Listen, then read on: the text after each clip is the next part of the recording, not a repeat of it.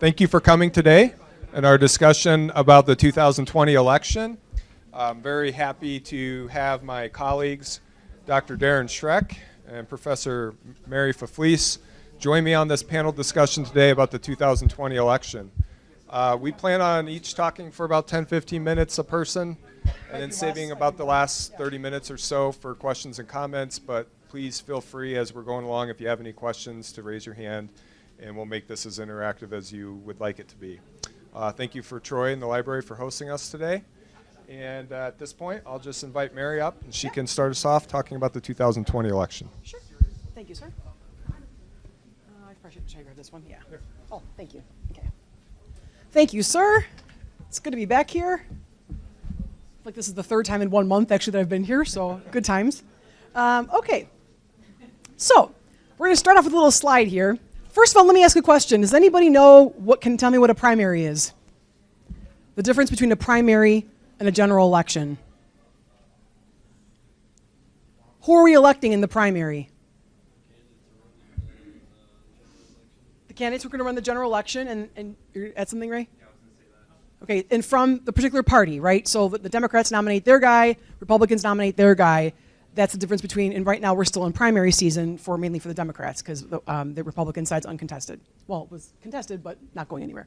So I brought up a slide here because there's been some interesting comparisons between looking at the presidency or the run of Donald Trump in 2016 and Bernie Sanders now in 2020. And the question is whether or not the two of them both have some similar agendas. They both are populists. Who talk about the idea of people who have a lot and people who don't have a lot, the poor at the bottom, and how they're being taken advantage of. And so on that, they're kind of similar in message. There are a lot of also diverging opinions as well, but we'll get to that in a little bit. So the question is whether or not in 2016, what we saw was that these were all the Republican primary candidates that essentially, for lack of a better word, they kind of ate each other, right? They cannibalized one another. Every one of them thought that they were going to beat Donald Trump. That eventually that Donald Trump was so radical that all these guys who were men and women who were so moderate were going to knock him out. And at every single contest, every single state, it became clear that was not the case. So one by one, they all fell. Now the question remains is whether or not maybe some of them had gotten out earlier, would that perhaps have stopped Trump earlier? And the Democrats seem to have belatedly kind of learned that lesson. Maybe we'll see because today's Super Tuesday, right? Because this is the Democratic side, and it seems like we're kind of echoing like hello 2016. We're back there again with all the Democratic candidates, with moderates essentially doing the same thing. People like Pete Buttigieg and Amy Klobuchar, vying for the moderate vote against someone like Joe Biden. And if you've been following the news in the past couple of days, both Buttigieg and Amy Klobuchar, who were one of the few remaining people, stepped out, essentially giving their endorsements to Biden so that Biden could then therefore win and hopefully knock out the burn. That's the hope. We will find out, though, today. So I had to put my Hannibal Lecter reference up there about the idea of cannibalizing. So just a little bit of brief history here about primaries. And my colleagues, I'm sure, can jump in here if they want to at any time. We talked about what it was, so hopefully you already know what it was. But kind of the history, going back a little bit, that when you were running for the candidate for presidency, you were basically nominated by your party. That changed in 1831 with the Anti-Masonic Party. It literally was a party that was against Freemasons. That's a whole other conversation that we're not going to go down right now, but essentially they had their own nominating convention for their own person. But for the next 140 so years, essentially conventions were used to select the candidates. There were primaries here and there, but not all the time. 1968, and again, we could do an entire panel just probably about that, was a disaster because you had a moderate candidate, Hubert Humphrey, under Lyndon Johnson, who was the president. He was Lyndon Johnson's vice president, running against other candidates like George McGovern, who was a anti-war candidate, anti-establishment candidate. And this is now in the aftermath of Bobby Kennedy being assassinated and Martin Luther King being assassinated in April. So it was a really kind of a tumultuous time.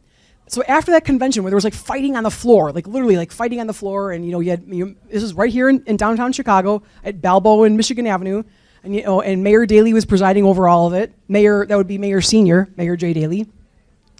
After that, some things changed. Some things changed, and essentially primaries became where whoever was being elected, especially the delegates from that state, were expected to vote for the person that the people wanted in that state. So in other words, the popular vote should prevail, kind of like the Electoral College to a degree. Now, The Democrats, though, were a little bit scared by this because they said, what if a psycho goes to run for president? What do we do then? And so they elected to start using what are called superdelegates, essentially people that were not held to that same standard to vote for that candidate. They could essentially vote for somebody else if they chose to. And if you recall 2016, there was some discussion about whether or not the superdelegates stole away from Bernie. The truth of the matter is that Hillary Clinton did win the primary season fair and square, but the delegates, that made it a little bit more questionable. I think you both would agree on that. Okay, so here's Super Tuesday states.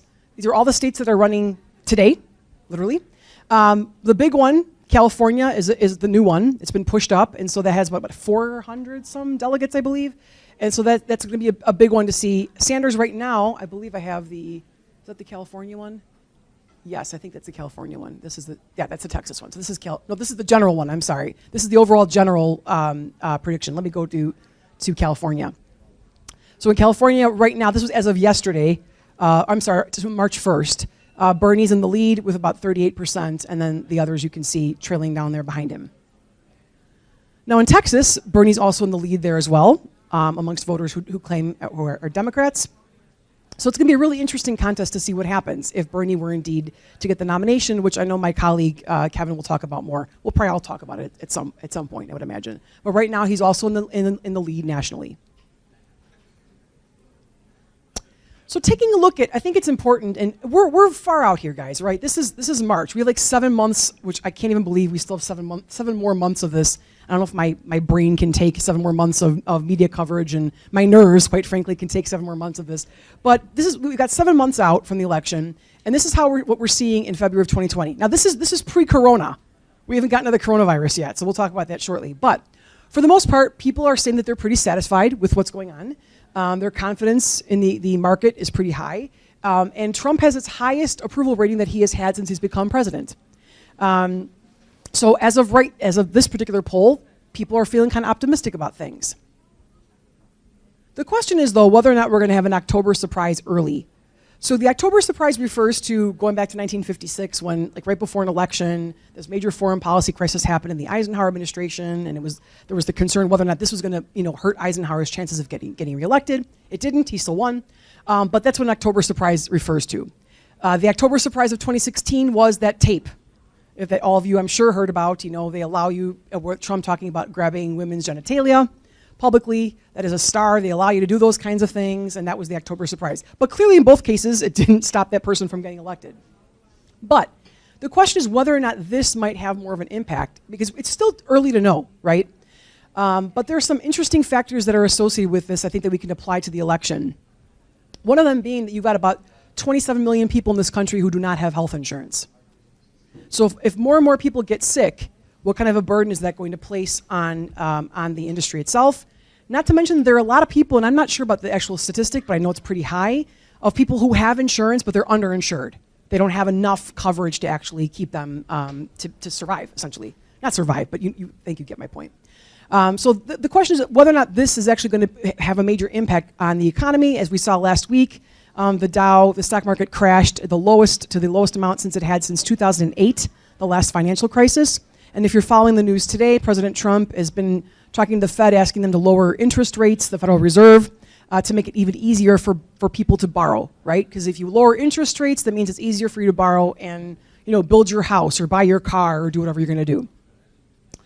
Again, all of this may have an impact, though. Think about it. How many of you, I'm looking around here, I'm seeing a bunch of iPhones. It's okay. Apple's had to close a bunch of their stores, pretty much, I think all their stores actually, in China. I'm sorry, Kevin, I'm like standing right in front of you. In China, because of the fact that they cannot get their parts out. The major car manufacturers are saying that they're going to be having some major slowdowns that are already starting to happen because they can't get their parts for their cars. There's an expression that's kind of a crude expression, but there's truth to it. It says, when someone farts in China, you can smell it here in the United States, because essentially our markets are all interconnected. So when one goes bad in one place, it affects the other. So this is still playing itself out. I think it's going to be a really interesting factor to see where this is going to bring us by November. This could be all done by the summer, and it may not have much of an impact at all. But from what the experts seem to be saying, which again, I am not an expert, this is going to be around for a little while. So it'll be very interesting to see what kind of a role this is going to be playing, or factor this will be playing in the election in November. So With that, I believe oh, should I talk about at the end? Should I leave this for the end? Okay. With that, I'm going to turn this over to my colleague, Kevin Navertil. Are you next or is Darren next? I'll go next. Go ahead. Turn this over to you. Thanks, Mary. So we talked a little bit about the primary process already. So we will vote in November amongst the general election candidates that we decide upon now in the nomination phase. So for the Democratic side, for the presidential race, it really comes down to getting a majority of the of the total delegates. So the Democrats have just under 4,000 total delegates, and so to win a majority, you would need to win just under 2,000. And so that was the race that Mary had shown earlier of where they currently were, each of the candidates.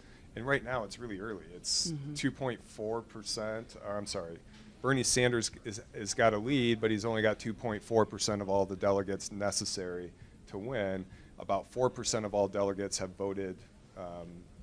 Say that one more time. About 4% of all voters representing the delegates have voted so far. So it's really still early. Yeah. But we wanted to talk about, this is going to come up a lot tonight. When you're trying to compete for delegates, you need to at least reach a threshold of 15% statewide and also at the district level within a state. So if a candidate gets 14%, they're not reaching the 15% threshold. They won't earn any delegates. So that's why that number is really key, and I think it helps explain what Mary was talking about earlier about some of the candidates dropping out. It may have an impact on whether Biden or Warren or Bloomberg, potentially Sanders, reaches that 15% threshold in various states. So just wanted to show a little bit of the calendar. Hopefully this works. You might have to, are you trying to open up that link, Kevin? Yeah. You might have to just escape first and then do it. I think that's what I usually have to do. So the map is going to show, how does it go? Yeah, I think if you just do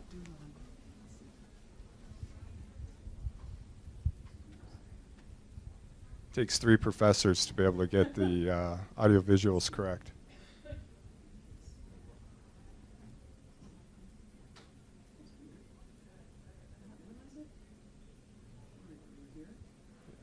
That's all right. Oh, there it is.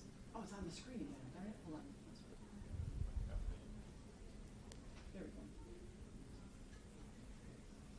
Now let's get your. Is it this one? No. That was the previous one. Just had it.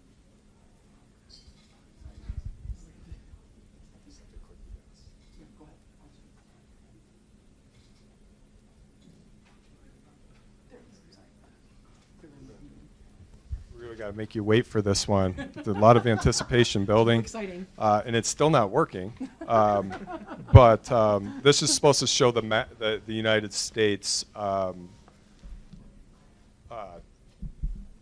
map of each state of when they're voting. But we can go off simply the columns here. And so basically today being Super Tuesday, we call it Super Tuesday. A third of the Democratic delegates are voting today. So basically the way it works, the parties have limited 4 states to voting in the first month: Iowa, New Hampshire, Nevada, and South Carolina. So they are the ones marked here in red. They voted, and like I said, there were only about 4% of the total delegates needed to win. Total delegates overall. And then today we've got about 38% voting. And then the rest of March, we've got another 27% voting. So today is just a huge day as far as delegates go. The number of delegates that are going to be awarded is really significant. So Mary had this up earlier. Bernie's leading. He won Nevada pretty easily. He's got the most delegates overall, but like we were trying to say earlier, it's just a very small amount necessary to win the nomination.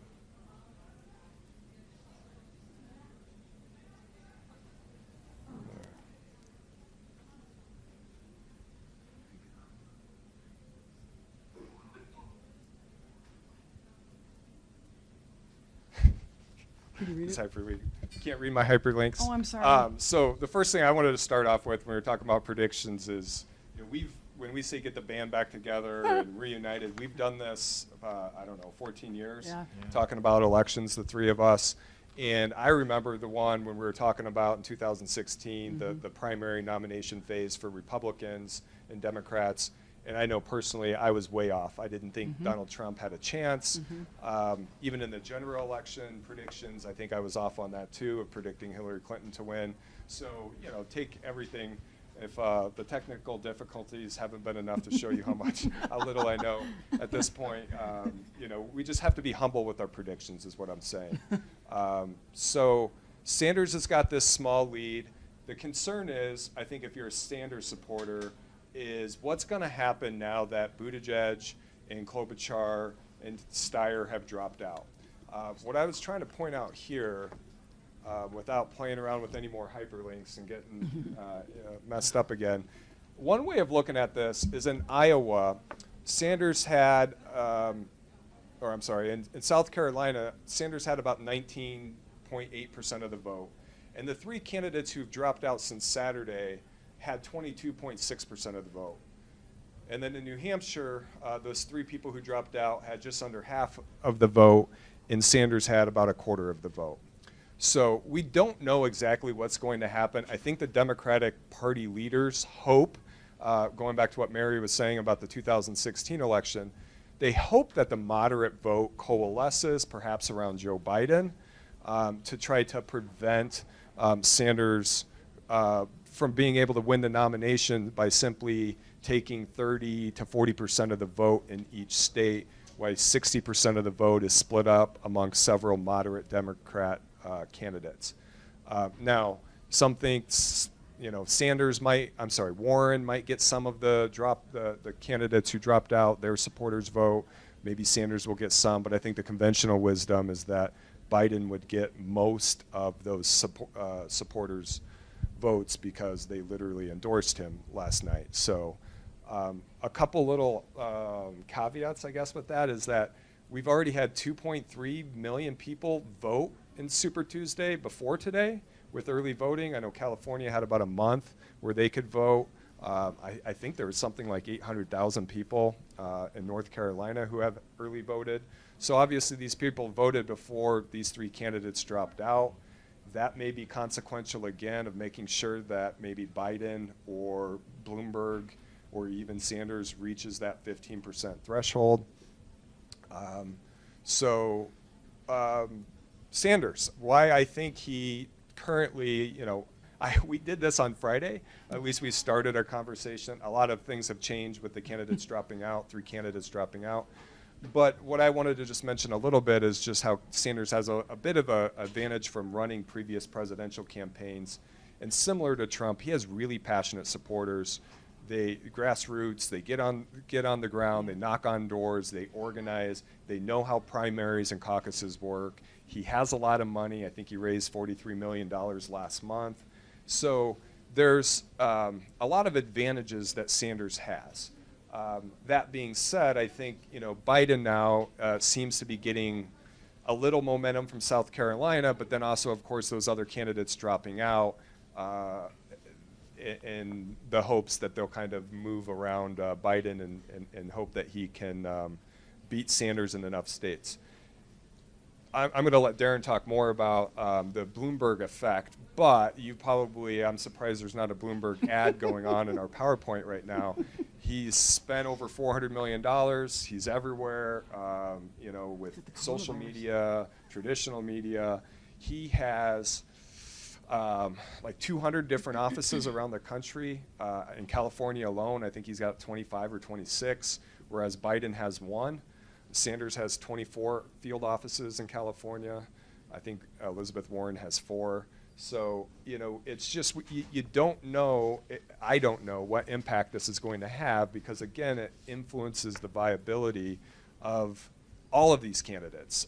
If Bloomberg gets 10% of the vote, where's that 10% of the vote coming from? Is it coming from Biden? Is it coming from, Warren? So that's something to keep an eye on, especially tonight.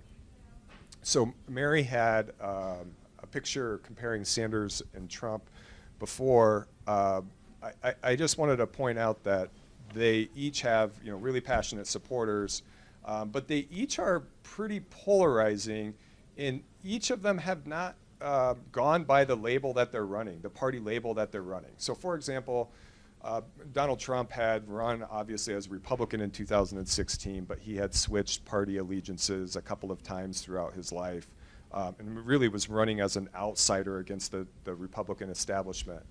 I think it's clear to say that Bernie Sanders calls himself more of a socialist, an independent. He caucuses with the Democrats, but he's not a true Democrat. So we've got this potential face-off in 2020 of two candidates who really consider themselves rogue, outsiders, non-traditional, breaking up the establishment candidates. And also who I think many of the moderate establishment party leaders would like to defeat. One of the things that I wanted to mention, I can't predict who's going to win the primary, let alone the general election, so I'm not going to focus too much on that. But I will echo a point that Democrats are really concerned about, is that down ballot effect. So imagine if Sanders is the candidate, and you can use your own imagination whether Trump or Sanders wins the presidency. Obviously that's very consequential, but Democrats are concerned that the model that they had to be successful in 2018 of winning the House and flipping 41 seats was really in more kind of traditional Republican areas, suburbs, higher educated individuals, people who, just pointing to some of them, the 30 seats that Trump won in 2016 that flipped, none of these freshman candidates who won these seats have endorsed Bernie Sanders or his, Medicare for all or free college and some of his core policies. So Democrats are concerned that if Sanders is at the top of the ticket, what's the impact down ballot? Not just for House of Representatives, but also there's the concern for how competitive the Senate seats will be in some of these battleground states like Arizona, Colorado, Michigan, North Carolina. So and then even lower level down ballot at state level races too, it could have an impact. There's this theory of political science, the coattail effect, that when you have a really popular presidential candidate, it's going to help your party ride on the coattails of that popular candidate all the way down the ballot. So Democrats are really concerned that there could be an impact down the ballot.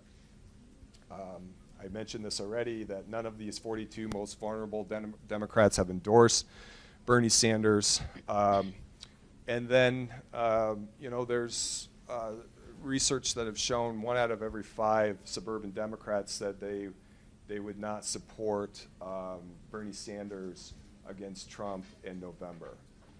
And that's a major concern for Democrats, not just for the presidential race, but all the way down the ballot. So I'm going to leave it at that and turn it over to Dr. Schreck at this point, and look forward to any questions and comments you guys may have at the end. Well, thank you, Kevin. And I'm going to cross my fingers that my PowerPoint works. I'm really going to cross it at this point. Here's slideshow. Beginning. There we go. Oh, man.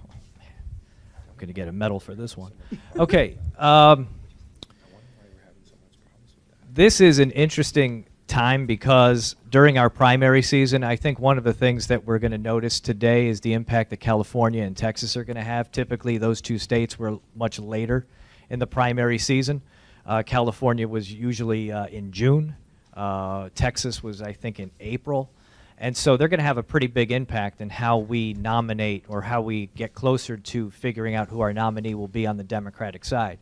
One of the things that I'm going to show you from my slide show is what's going to be happening in a couple of weeks in Illinois.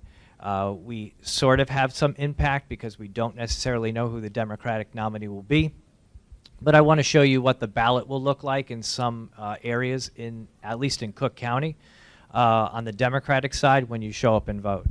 The one thing that I really wanted to focus on, though, was the Michael Bloomberg effect. Mike Bloomberg was a 3-term mayor from New York City. He followed Rudy Giuliani. In fact, the day that he was up for election was 9/11, 2001, and they postponed the election that day. The interesting thing about Mike Bloomberg is not necessarily the amount of money that he spent, but I'll give you an analogy, something that I don't have here in my slideshow. In 1980, there was a Republican who ran on the for president. His name was John Connally. John Connally was a Democratic governor of Texas and then became a Secretary of the Treasury under the Nixon under the Nixon administration, I believe, and switched parties to the Republican Party. In the mid-1970s, he became a Republican. In 1980, he ran for president. You may know of John Connally historically from the Kennedy assassination, as he was in the car traveling with John F. Kennedy that November day in 1963. When he ran for president in 1980, he did something that was pretty unconventional. He skipped basically campaigning effectively in the early caucus and primary states, and he essentially ran a national campaign, meaning that he was running ads all over the country in 1980, then specifically trying to figure out if he could win Iowa and New Hampshire.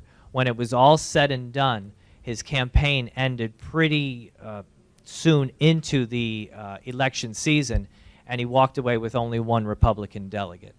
The reason why I say that is because Mike Bloomberg decided to skip the first 4 states in the caucus and primary season. And so we're going to see what his impact is going to be today. And going along with what Professors Faflis and Navratil have already said, we're not in the prediction game. And if we were in the prediction game, I would tell you what the lottery numbers were going to be and who was going to be a winner and loser. But we're not in the prediction game when it comes to our elections. Michael Bloomberg entered the race in November of 2019. And he skipped Iowa, like I said, New Hampshire, Nevada, and South Carolina. Even though you saw him in a debate, it was a disastrous debate for him in Nevada, he wasn't on the ballot in Nevada, and he wasn't on the ballot in South Carolina either. The goal of his campaign early on, and you could read the tea leaves basically as soon as he started, was to stop Bernie. And I think there's a certain way of putting it that I don't think anybody would have a Stop Joe campaign or they would have a Stop Amy campaign, but there is essentially a Stop Bernie campaign, and I don't have a skin in this game. But Michael Bloomberg entered because people believed that Joe Biden was going to falter. And early on in his campaign, Joe Biden looked like he was dead on arrival. So Michael Bloomberg was supposed to be the savior to this Democratic primary season. The interesting thing is that he's already been an independent and a Republican. So he's been a Democrat for a few years, much like our current president, who had been a Republican for a few years before he got elected. Actually, he was a Republican for a few months before he got elected. So this campaign was about stopping Bernie. The problem is that Joe Biden has done well in South Carolina, and it's made him the front runner, essentially, maybe not in delegates, but in the public's mind. So we don't know the effect that Michael Bloomberg is going to have, but he has already spent close to $500 million on advertising, whether it's online or on television. And in these Super Tuesday states, it's the first time he's going to be on the ballot. He's been running second, third, and in some cases fourth, as we pointed out in California. So we don't know if he's going to be able to get as many delegates as he had hoped for before Joe Biden had this recent surge. But you have to remember that Joe Biden only had a recent surge in one state. We're going to get into some of the problems with perhaps predicting ahead of time when we look at something called early voting. And hopefully this works, but I do want to show you how much advertising Michael Bloomberg spent in one day. I'll do this, I'll do that. Oh, and now I messed it up. Let's see what we got to do here. I think you almost got it.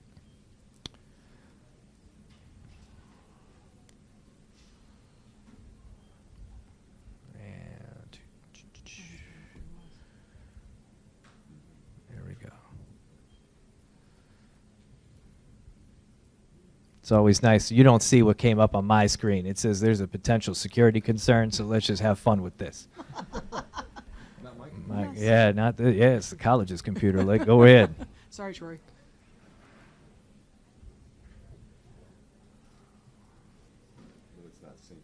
Oh, it's not syncing. Well, let me just, Do you want to Now- pull it up without? no, because it's not running anyway. So the thing is that if you, it was from the New York Times, the map showed that on February 25th, in a 24-hour span, every single state had Michael Bloomberg advertising in one day. Every single state, meaning that including the states that don't have anything going on Super Tuesday, there was a Michael Bloomberg ad showing all the way from American Samoa and Hawaii and Alaska all the way to Maine and everything in between. In terms of the other Democratic candidates, they could only spend what they could afford. And in some areas of the country, there wasn't any Elizabeth Warren advertising. There isn't any Bernie Sanders advertising or Joe Biden advertising. And the big thing with Joe Biden doing so well in South Carolina is that nobody kind of knows what his impact is going to be in these Super Tuesday states, because the television advertising has already taken place. The ad buys have already taken place, and you cannot just automatically win in South Carolina and then start advertising in the Super Tuesday states. You either had the money ahead of time or you didn't. In fact, yesterday, that Pete Buttigieg and Amy Klobuchar dropped out, CNN was still running national ads for Amy Klobuchar and Pete Buttigieg. So their names were still out in the media eye, I guess you could say. They may be on the ballot as well, and their impact won't mean anything because, you know, they've already dropped out. Okay, so we're going to try this.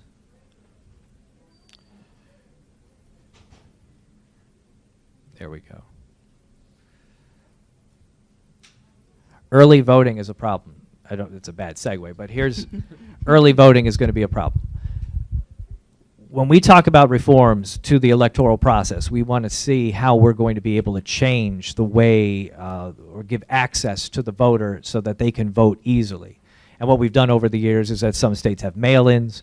We allow people to vote absentee, which means you could pick up an absentee ballot and not have an excuse. It used to be that if you were going to be absent on election day, you had to prove that you were going to be absent with whoever your Board of Elections was. We don't do that as much as we used to. We also have provisional ballots.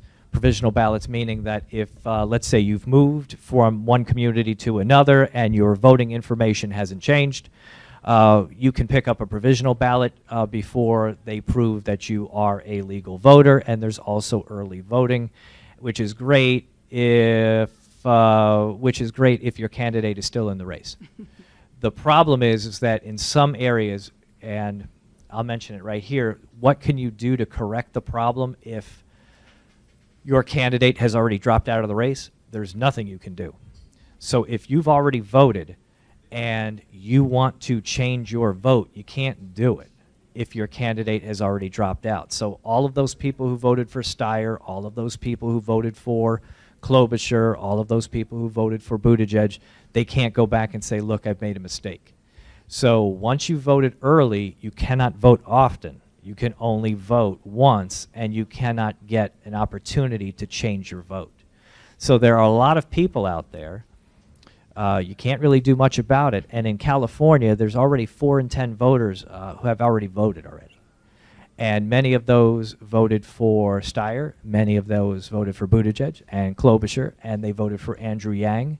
In our state, and I'm going to just mention it because I know the ballot is not going to come up, there are about 11 or 12 candidates on the Illinois ballot for president. Andrew Yang is on it. Deval Patrick, who ran for president for about a week, is on it. Michael Bennett is on it. There's essentially only 5 candidates you can choose from. So if you do early vote, and we do have early voting in Illinois, and I'm a proponent of getting out there and participating, but at the same time, because you don't know what's going to happen today, I would not vote until next week if you had the opportunity to do so. Our election is on March 17th, and it's not a problem to wait until March 17th by that point anyway. What's in it for Illinois today? Nothing, absolutely nothing. So we're having a discussion about what other states are doing. Nothing is happening in our state. Our election is on Tuesday, March 17th. There are going to be races on the Democratic side, of course, for president, and congressional races where there are contested races. On the Republican side, there is only Donald Trump and a gadfly perennial candidate by the name of Rocky De La Fuente, who's going to be on the ballot. The one thing that you do want to notice is that, like I said, in any of these races, whether it's presidential or the 3rd Congressional District, which is the district that Moraine Valley is in, if you look at the presidential ballot itself, we do things kind of in 2 steps. When you go out and vote, and like I said, I'm very afraid to put up the PowerPoint because it's not going to come up. But if you do vote, and you do vote for the presidential race, on the Democratic side, there are 2 things that you have to do. 1, you vote for your presidential candidate of choice. Then, on a separate sheet or a separate page, a computer screen, they are going to list several names that are called delegates. Those delegates will have who they are in favor of. So if you vote for Bernie Sanders on 1, do not skip voting for Bernie Sanders representatives or delegates on the next page. Why? Because those delegates get to go to the convention. It's a 2-part process. Warren has them in certain districts. Buttigieg has them in certain districts, even though he's not on the essentially not running anymore. The only candidate that I know of off the top in our area that doesn't have a delegate attached to him is Michael Bloomberg. So there's no 2-step process for him. So you want to make sure that you vote twice, 1 for the candidate and 1 for the delegates as well. In the 3rd Congressional District, we have another contested race. 2 years ago, Dan Lipinski, the congressman, Democratic congressman, had a contested primary against a businesswoman, Marie Newman. He barely won that race by a vote of 51 to 49%. This time around, Marie Newman is making a second go at it. The only problem for Marie Newman is that there are 2 other candidates running against Dan Lipinski as well. So essentially, they may vote their anti-Lipinski. They may split the anti-Lipinski vote 3 ways and give Lipinski the win on the Democratic primary.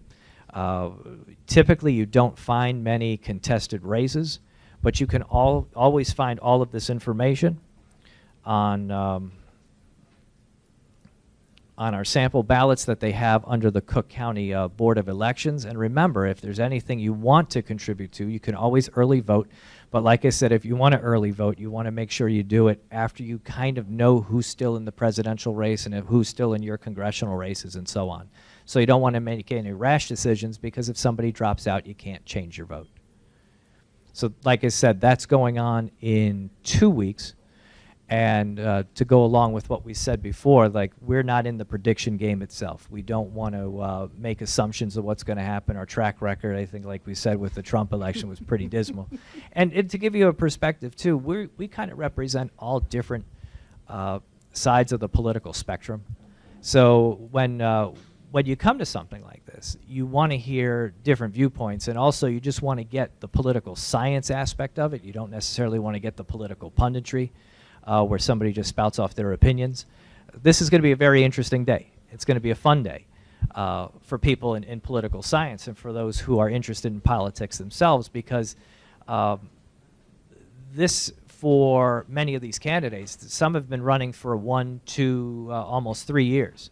So this will be the culmination of all that hard work. It's not necessarily going to decide who the nominee is going to be, but it'll give us a clearer picture of that nomination process and who the nominee will be on the Democratic side. So I think we should leave it to questions at this point, and feel free to ask, and hopefully we can give you a good response that will satisfy your needs. So don't forget to raise your hand, and we could talk some more about particular candidates or the parties themselves. And we've passed this microphone around 3 times, so we're going to have to like clean it for anti-coronavirus. Oh my God. That's yours. Question? Yeah. Here. Wait, hold on 1 second. Let me come to you. Hold on. Go ahead. So I know that you vote for a delegate, but how do those delegates like get there to that candidate spot? Oh, You know what I mean? they petition to get onto that ballot. Every candidate, In order for a presidential candidate to get on the ballot on the Democratic side, you need 3,000 signatures. That's why there are about 12 candidates on the Democratic side. Now, if they had the effort or the team to get people to represent them, those delegates had to go out and get signatures on a petition to qualify. Every delegate had to qualify separately. In District 3, and the parties decide how many delegates there are allowed in a particular district based on how strong that Democratic vote is in that district. So for District 3, Lipinski's district, that goes all the way from Pilsen and Mount Greenwood all the way to Crest Hill, that's one district. There are 6 delegates that you can receive. Each candidate had to go out and find 6 people to get on a petition to qualify for the ballot. Now, if I'm a Sanders, or let's just say if I'm a Sanders delegate, I cannot switch to being like a Warren delegate. So each person has that particular presidential candidate next to their name. Other questions? All right, Ray. I need to be good for one, Ray.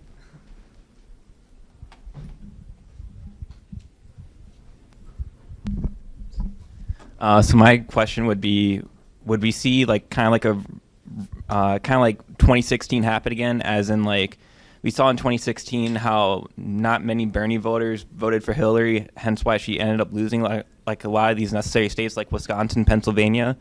Do we see the same thing happening with either, I mean, I would assume that either Biden or Sanders gets the nomination at this point. Would we see the same thing happening with them, with if Biden gets it, Bernie supporters don't vote, and like vice versa? So that's kind of like my question. I think that was I think you saw a previous version of my slides, and I had a slide on that. I think that's entirely possible. You know, if you go back to 2016, there was about 12% of Sanders supporters who voted for Sanders in the primary, who voted for Trump in the general election. And, you know, Professor Verfleece was mentioning earlier that in 2016, a lot of the superdelegates cast their support for Hillary early on. And although it didn't impact the fact that she won, some people would argue it influenced media coverage and kind of this snowball effect of momentum of showing her with a delegate lead. And so that's why the superdelegates now wait until the convention. So when we were making our predictions, I meant to say I can't predict who's going to win, but the smart money is that no one will win. This is from 538.com, where they take you know, dozens of polls from around the country and aggregate them, and it changes by the hour. Because earlier this morning it was about 70% that no one was going to win. And yesterday it was a much different number as well. But the point is that it doesn't look like any one candidate is going to reach a majority of the delegates. The way they have it right now is, you know, again, it's 1991 is what you need, and they're projecting, again, these are projections, that Biden will be leading. But yesterday when I did this, they had Sanders as leading. But the point is I think Sanders has kind of framed that the Buttigieg and Klobuchar dropouts have been the Democratic establishment, and, you know, trying to team up against him once again. The powers that be are trying to keep Bernie down. I think that's going to play well with his supporters. And, you know, if somehow he gets the most delegates but not a majority, and the Democratic convention ends up being contested and they pick somebody other than Sanders, I think it's entirely likely that some of those supporters either stay home or go a different direction. And, you know, in 2016, the other thing is that the Clinton and Sanders teams made a compromise. Sanders wouldn't necessarily contest anything as long as the rules were changed in terms of how superdelegates were handled. So before, superdelegates could mention who they were in favor of before the first election even took place, before the first vote was even cast. So now the superdelegates cannot mention who they are voting for until the second ballot if there is no majority. So in order for Sanders to get his way, they had to compromise. Let's just say Joe Biden or even Elizabeth Warren or Michael Bloomberg become the nominee, and Sanders is not. One of those candidates, whoever it is going to have to compromise on some level with Sanders to at least encourage that they're all on the same page. Because if there is no compromise with the Sanders people, they're going to stay home. So the previous compromise was more of a procedural compromise. This compromise might have to be on Medicare, might have to be on health insurance in general, student debt, and Joe Biden or Bloomberg or Warren, they're going to have to kind of compromise with the Sanders people in order to keep the Sanders people happy. If not, they'll stay home. Because you've got to remember, Sanders isn't even a Democrat. You know, he's doing this on his own.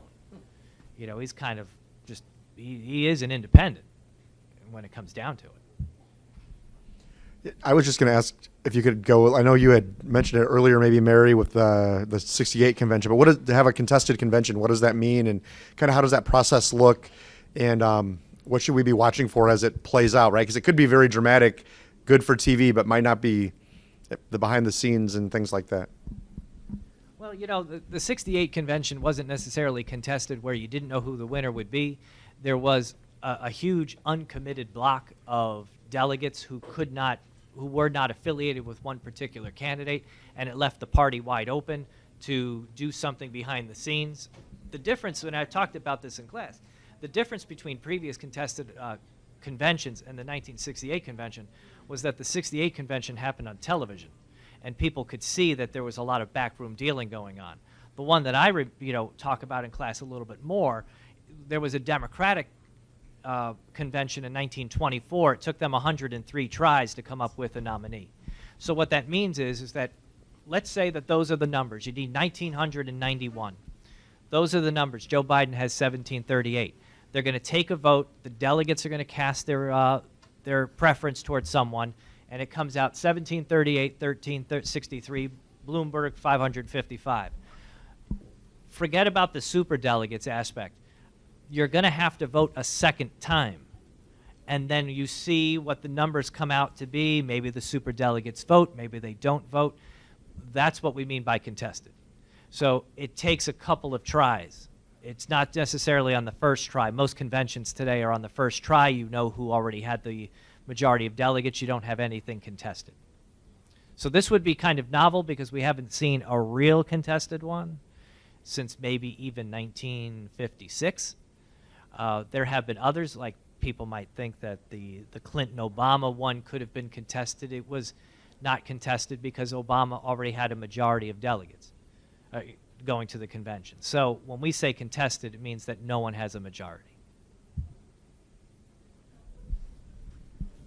Other questions? Ray, to go back to your your original question about is it going to be Bernie or bust with his supporters, and I think Kevin and Darren both touched on that too. I would just add to that. Again, I think it's going to, it remains to be seen, because again, it feels a lot like deja vu. Like we're back in 2016 and people were saying that there's no way Trump's going to win, no way people are going to vote for him, blah, blah, blah, blah, blah. And a lot of people are saying the same thing about Bernie now. But again, we've got 7 months to go. I would still keep this, I don't mean to be doom and gloom here, but the coronavirus is an issue. And if you're seeing aspects of our medical system at its worst, which I think may end up playing out, you could see some more people that might be gravitating towards Sanders' policy of Medicare for all and something like that, because they're going to feel like that there was not enough to protect them from this. So, you want to say something, Leslie? But want to add into that, please? Leslie is a nursing faculty member. Hello. So I think that's a good point, because we're seeing a lot of patients now using the emergency room for primary care that don't have any coverage. So if we do see a pandemic of this coronavirus, a lot of people are going to be looking for, who's going to take care of us? Where's our health care? So I think that's going to come into play. I think that's it might be your surprise in October. What did you call it? The October surprise? Yeah, because I think that will be a factor. I was just we just had this conversation today that I have patients that come in, as their follow-up to get stitches removed or a note to go back to work because they were sick for a day. They come to the emergency room for that because where are they supposed to go? So it's just not, our healthcare system doesn't work the way it is. So a lot of people may gravitate towards Sanders' plan. Just a little bit down the speculation road, if it gets to a contested convention, if nobody has a majority, I've heard, it is possible that there could be a name that hasn't been on the ballot, like happened in 1968, where ultimately the Democratic Party picks somebody who they think is going to be the best consensus candidate. President Obama has not really chimed in the race so far, and I think part of the logic behind that is that he can help heal the wounds of fractures within the party at the end if it comes convention time and nobody has a majority. I think that it's easy to think about all the splinters within the Democratic Party because there's definitely different divides within the party, but I think the party's pretty united on defeating Donald Trump, and I would think at the end of the day that come June there's going to, obviously there's still going to be supporters who think that their person should have been the nominee, but there may be situations where vice presidential candidates are selected, or maybe even certain cabinet positions are announced to try to show that unity, to give some support to Sanders' campaign and so forth. So I was talking a lot about the implications down ballot, but I do think Democrats overall are united that the number one, goal in 2020 is to defeat Donald Trump. So I don't see it playing out quite like 1968, where it's so, conflict contested. But if we're going to throw out random names of people who could be mentioned in the convention who hasn't been running so far, is Sherrod Brown of Ohio, a senator who I think was going to run until Biden announced, and a lot of similarities between those two as far as what they bring to the table. If we're looking to the 2020 election and states that really could be consequential, you might look at Pennsylvania, Wisconsin, and Michigan, and which of the Democratic candidates are going to be most successful there. I think that was the appeal of Biden over the years of why people thought he would be the best candidate, and Sherrod Brown would bring a lot of those same traits of being able to win over blue-collar workers. No, go ahead. First, are you sure? No, go ahead. Just to kind of piggyback off them too, I think it's also, we haven't even had this discussion yet because we're not there yet, but it also remains to be seen whoever, not only who's a nominee, but who they might appoint as their vice president as well, candidate. And the talk of the town right now is on Stacey Abrams. And so Stacey Abrams seems to be the favored choice for everybody up and down. Going back to Darren's point about compromise, she'd probably be a good person to throw in there in terms of attracting the black vote, which Sanders has had some trouble with, and so did Buttigieg and Klobuchar. So that, I think it's going to be another factor. There's so many X factors that we just can't account for yet. That make it difficult. Can you remind us who Stacey Abrams is? Oh yeah, I'm sorry, Stacey Abrams. Thank you. Stacey Abrams was running for governor of Georgia, and lost by a very, very narrow margin. And there was some issue with the fact that her, the governor, who's the governor? I'm forgetting the brain fart. Who actually won, was also in charge of Brian Kemp. He was the Secretary Kemp, of State. yeah, who was Secretary of State as well. And so there was there a conflict of interest between him running as governor and being Secretary of State. And yeah, so he did end up winning, but Stacey Abrams has remained a very popular figure. And so again, a lot of X factors here. And when you really look at everything today, there's one thing you shouldn't be surprised of. Joe Biden's going to lose states today, and Bernie Sanders is going to lose states today.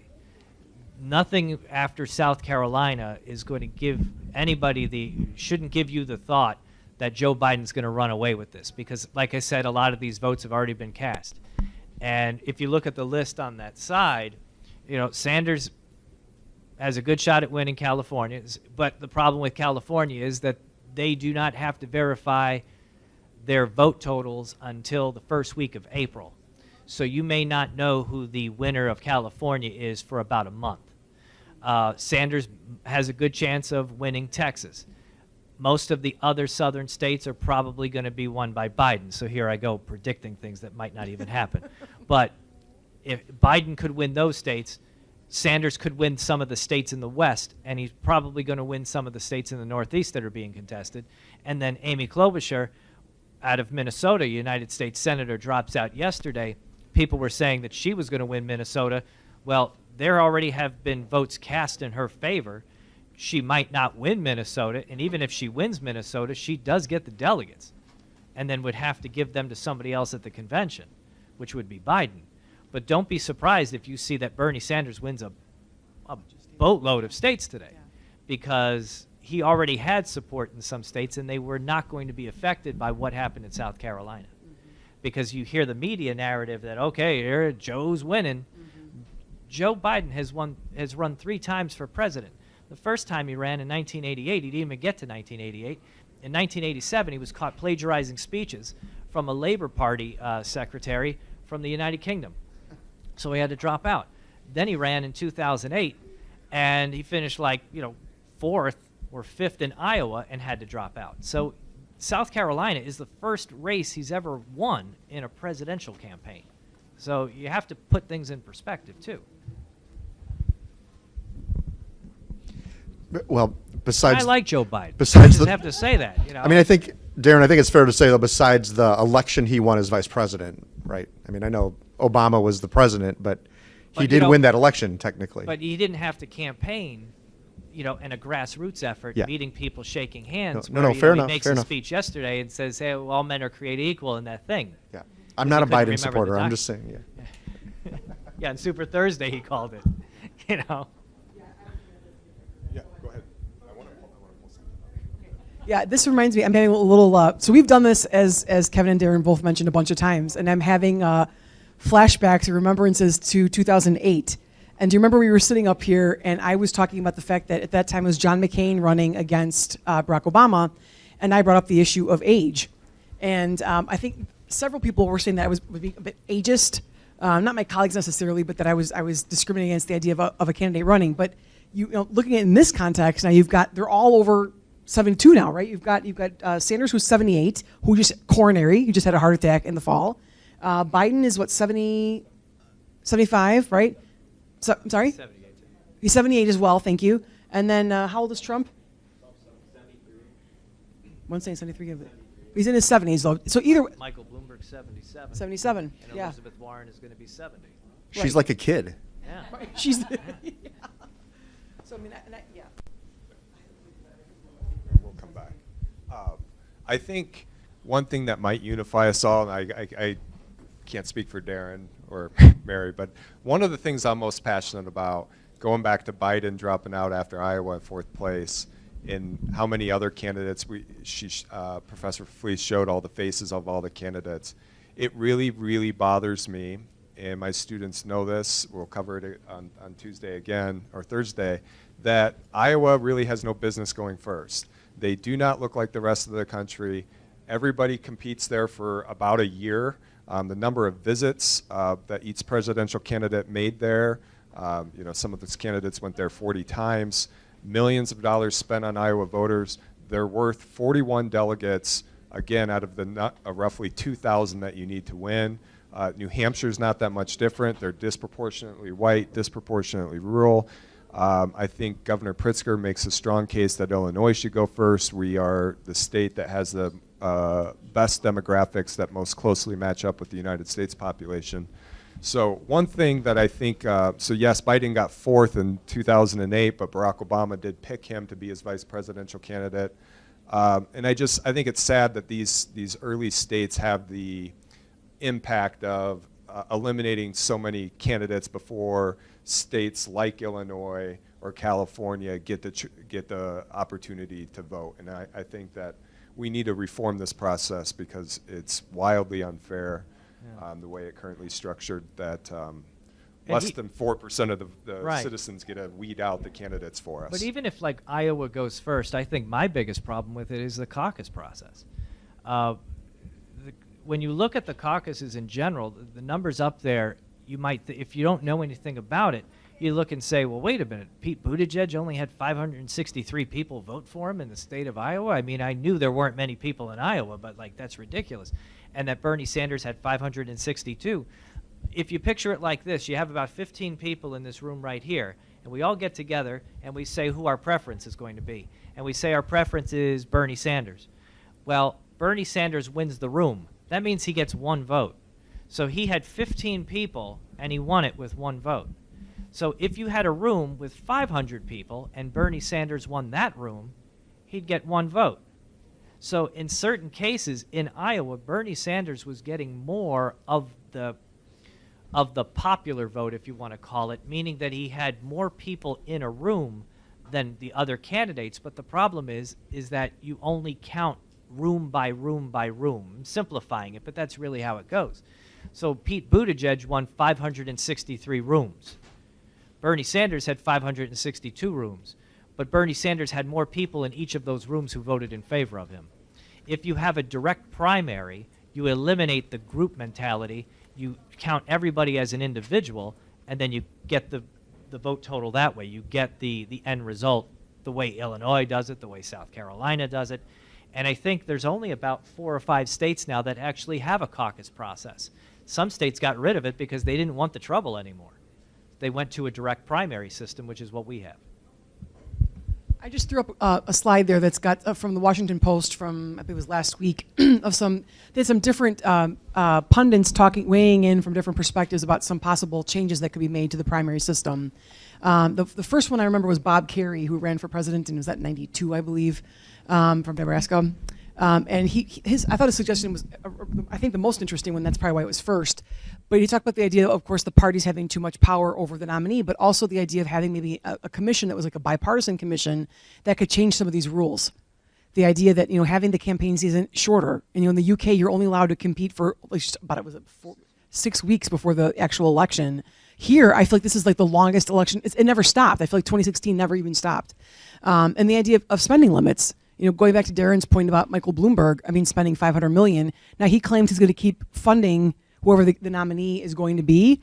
The one thing I wanted to throw in there that I think is interesting about the spending is the amount of money that he's putting on Facebook, and Darren already made mention of that, but that he's trying to counter the amount of Facebook ads that are coming in from, and do we know if there's some of them are from Russian trolls or from other groups that are trying to kind of cause trouble or to counter Trump's ads. He's putting in a lot of money to try to stop those. So I don't know. From a personal perspective, it'd be nice to see some spending limits being put in place because it's a bit ridiculous. And then who's going to outbid him next time? Like is Jeff Bezos going to then come in and put in who knows? It gets crazy. So then the next one is about that primaries should not even be held in states at all. That they should be held in they have 3 different congressional districts composed of 3 different regions of the country, and have all the primaries be on the same day. And then you can read the rest of them. I almost threw up when I saw the third one, about more debates. So I'm like, can we have any more debates? There are plenty of them, I think, on the Democratic side. But what the person was saying, I can't recall who this was, but just to have them in a different format. So the idea that, maybe you can have some of these media outlets that might have candidates that don't have as much money, who have some interesting ideas, and throw them out there so that maybe they can actually get on that. And also change the rules for who can participate in a debate, because those are also ridiculous. And then make it easier for independents to vote in the primary process, front-loading them. And then the last one, I think, was what Darren and Kevin both touched on, the idea of not having primarily Caucasian states leading the pack, having a little bit more reflect the diversity of the country. So. Sorry, I'm coming. I'm sleeping on the job. I was wondering if you guys were surprised with how quickly Pete Buttigieg dropped out, seeing as how he won Iowa and finished virtually tied with Sanders in New Hampshire. And were you thinking it's more of just trying to clear up the moderate lane, or was it a more diverse demographic and him seeing the tide coming? My suspicion is I think he was taking one for the team with the idea that it's gonna pay off. It's not suspicion, that's pretty obvious, so that it could pay off perhaps later on. So was there perhaps maybe talk between him and the Biden campaign about maybe a possible nomination, maybe a Secretary of State or something of that sort? And I think that he also recognized the writing on the wall that the longer that he and Klobuchar stay in, you know, they're going to be siphoning off votes from Biden. So yeah, it was quick. I was taken surprised by when it happened. I shouldn't have been, but I was. Just because I was seeing ads for him, like text coming in just like literally 30 minutes before that. But that just goes to show that one has nothing to do with the other necessarily. So. Yeah, and I felt like because of the way they counted the votes in Iowa, that he was really shortchanged. That if everything was counted on time, he would have had some momentum that he could have built on. He didn't find out about the final Iowa total, I think, until the Nevada caucus. And by that point, it was irrelevant because everybody was going towards Bernie Sanders. So everything that Buttigieg had accomplished after Iowa kind of disappeared.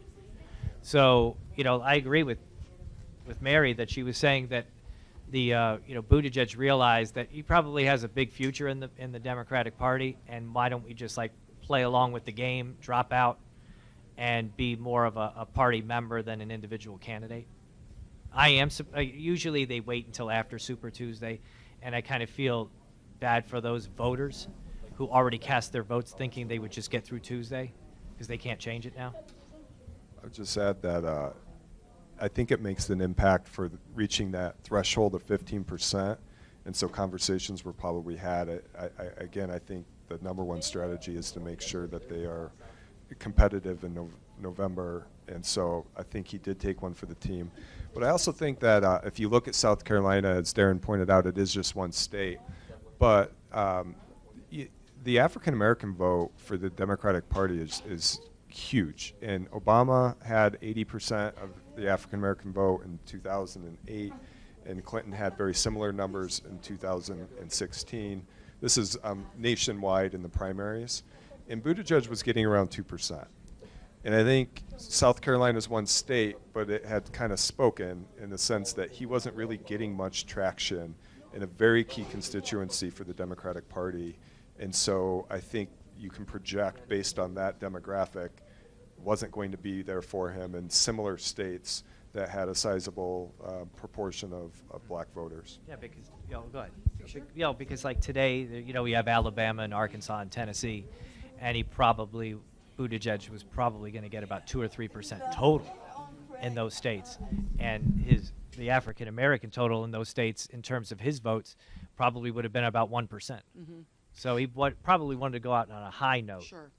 Even though he hadn't been succeeding in the last few states, than going out just being trounced today. So I would add that, so he actually went from 2% to 4% of the black vote in South Carolina.